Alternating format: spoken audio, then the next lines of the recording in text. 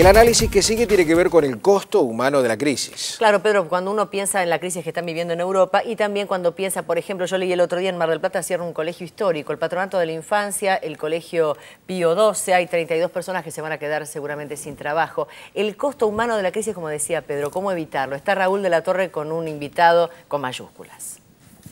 Con mayúsculas y con gran prestigio internacional. Pocas veces uno puede decir esto con tanto fundamento como en este caso, en cuanto al prestigio de nuestro invitado, un consultor de las Naciones Unidas y de muchos organismos internacionales sobre esta temática, sobre esta disciplina que él es uno de los fundadores, esto de la ética para el desarrollo. Estamos hablando del doctor Bernardo Klicksberg, con quien nos honra nuevamente con su visita. ¿Cómo le va, doctor? Gusto.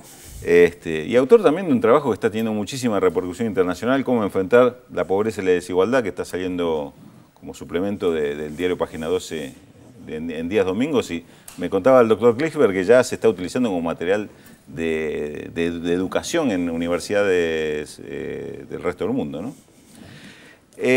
Decían recién los compañeros, el tema del costo humano de la crisis. Uno piensa en lo que escucha como las novedades de Europa, las soluciones de la crisis que tienen que ver cómo hacen el salvataje de los bancos, cómo hacen para recapitalizar bancos para que no se vean afectados por la crisis. ¿Y qué pasa con las poblaciones que son afectadas por la crisis? ¿Se está pensando en esto también? Claro, las primeras planas sobre la economía griega son cuál es el monto del déficit sobre el Producto Bruto, y si la Troika, que es la comisión que visita Grecia cada rato, constituida por el Fondo Monetario, el Banco Europeo y una representación de los bancos acreedores, para controlar si siguen bajando el déficit, informa favorablemente.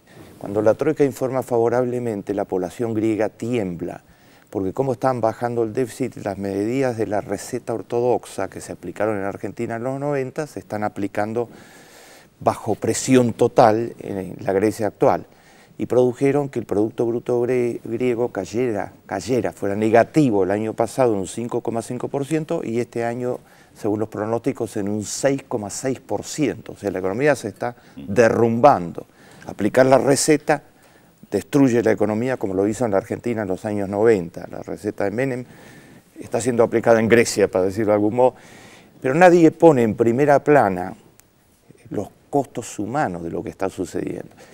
Y yo les ilustro la noticia que no está en primera plana, pero sí está en todos los diarios griegos y está en los diarios más serios del mundo, como el New York Times, por ejemplo, y en este suplemento dominical que me invitó Página 12 a que escribiera sobre todo lo que está sucediendo en el mundo con mi pensamiento, la biblioteca Bernardo Klicksberg, lo estoy explicando hoy.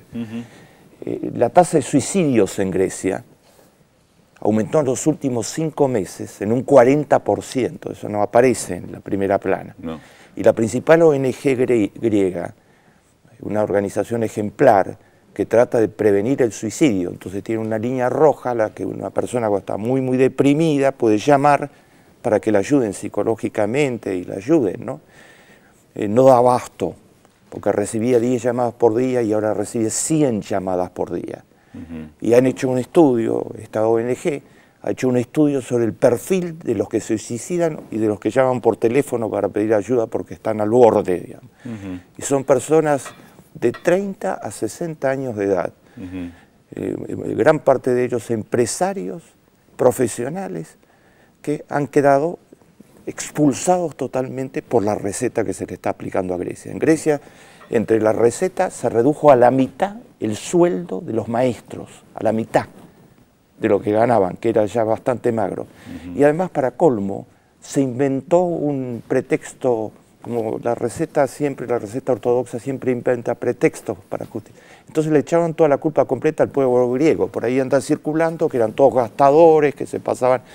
No, era un pueblo que vivía como cualquier otro pueblo del mundo y que nos daba a todo el planeta algo muy particular, que era un pueblo alegre. Todos recordamos Zorba el griego, que hemos visto todos en las pantallas del mundo y que nos alegró la vida a todos. Hoy es un pueblo profundamente triste, el pueblo griego, porque lo han acorralado con la receta ortodoxa. Esto que usted muy bien ha titulado los escándalos éticos de nuestro tiempo, ¿cómo se contrarresta? ¿Qué reflexión habría que hacer para decir, bueno, alguna respuesta hay que dar, ya que los gobiernos de los países centrales no la están dando en el sentido correcto? La respuesta está a la vista, no hay que hacer mucha teoría, y en esta colección que estoy desarrollando en Página 12, que yo expongo las cifras que no se exponen normalmente, sí, porque miramos la economía desde la ética y entonces el ser humano está en primer lugar. La respuesta está hoy en los países nórdicos, por ejemplo en Noruega, en Suecia. Ellos no han tenido ningún impacto de la crisis, la desocupación no subió, ellos han frenado históricamente en los últimos 30 años la especulación en los mercados financieros. Una respuesta fundamental es ponerle freno a los especuladores, porque la especulación financiera desenfrenada, como la llama Obama, la codicia desenfrenada, dice Obama, es una razón central de esta crisis. Y le digo más, cuanto más profunda es la crisis, más contentos están los especuladores, porque tienen más nichos, más oportunidades para especular. Ahora están lanzados a tratar de voltear, debilitar la economía italiana, ¿no? Que es una de las más importantes del planeta.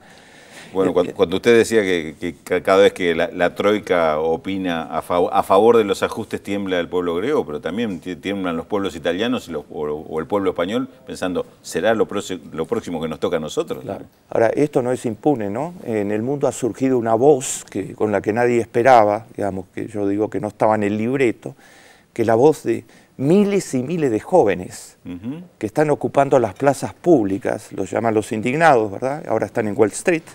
Han ocupado el parque el parque Zuccotti, que está enfrente de Wall Street, y esas voces están resonando con fuerza cada vez mayor porque se le están sumando sectores cada vez más amplios de la población, que se sienten representados. ¿Qué dicen los indignados? Nuevamente desde algunos medios muy superficiales se los pinta como hippies, alegres, que no tienen otra ocupación que hacer. En muchos casos son graduados universitarios, estudiantes. Los carteles en Wall Street son carteles que dicen, uno dice, somos hipercalificados e hiperdesocupados, ¿no? Otro dice, yo tengo un máster en desocupación. La desocupación en Estados Unidos son 30 millones de personas actualmente que están fuera de todo y la economía no produce empleo, simplemente está estacionada la tasa de desocupación en 9,1%. Ellos están diciendo allí en España, en toda Europa, ahora lo hicieron en 43 ciudades del planeta al mismo tiempo, en la página en las páginas donde pusieron el problema en Facebook, son actualmente las más visitadas del planeta, y una indignada española, una chica, las mujeres tienen un rol fenomenal en lo que está sucediendo, una chiquita de 25 años, estudiante, lo puso en estos términos, dijo, mis padres y mis abuelos lucharon en España para poder votar, lucharon contra el franquismo y contra el fascismo, dice. Nosotros estamos en otra generación, queremos el voto, la conquista que tuvieron nuestros padres, pero queremos que el voto influya, porque el voto de todos los excluidos no está influyendo, ¿no? Y el lema de los de Wall Street, ¿sabe cuál es el lema? El lema central, que ahora está circulando por todo el planeta, somos el 99%, es el lema. Porque el 1% más rico hoy en la economía americana, según lo denuncia el presidente, cada rato tiene más que el 90% de la población. Y es el que se beneficia con la crisis. Todo. Y es el que se beneficia. Todo para unos pocos y nada para la mayoría del género humano. En la última visita que tuvimos del doctor Clifford acá nos hablaba de la situación en América Latina, como elegir un camino distinto también nos dio resultados distintos. Hoy brevemente le pido la última respuesta. ¿Estamos mirando esta crisis como un espectador privilegiado desde América Latina o también vamos a tener que jugar un rol de compromiso frente a la salida de esta crisis? Estamos en un rol muy particular, estamos en el rol de referentes, somos modelo de referencia, no somos espectadores. Argentina bajó la tasa de desocupación del 23% en el año 2002, en los últimos 8 años, del 2003 al 2011 bajó la tasa de desocupación al 7,3% y sigue bajando. Creó 5 millones de puestos de trabajo, mientras las economías desarrolladas no producen trabajo del todo. En el país todos los días el campo y la industria con políticas públicas que están totalmente orientadas a la producción de trabajo. Cuando la presidenta dice hay que producir valor agregado, cada rato dice hay que producir valor agregado en el campo, valor agregado en el origen, cuando se realiza la producción agrícola. Y en la industria cada vez más tecnología para producir valor agregado, está creando empleo, simplemente, porque eso se materializa en empleos. Y la Argentina está blindada socialmente, mientras que una de las líderes del movimiento Indignados en España dice: el sistema político nos abandonó, nos dejó solos, no tiene legitimidad ante nuestros ojos. Por eso queremos darle sentido al voto. En la Argentina tenemos la mayor política social de la historia argentina, el plan de asignación universal. Hoy está siendo copiado en una cantidad de países. Preguntan cómo se hizo, ¿no? Y en Europa preguntan sobre el modelo argentino. Afortunadamente.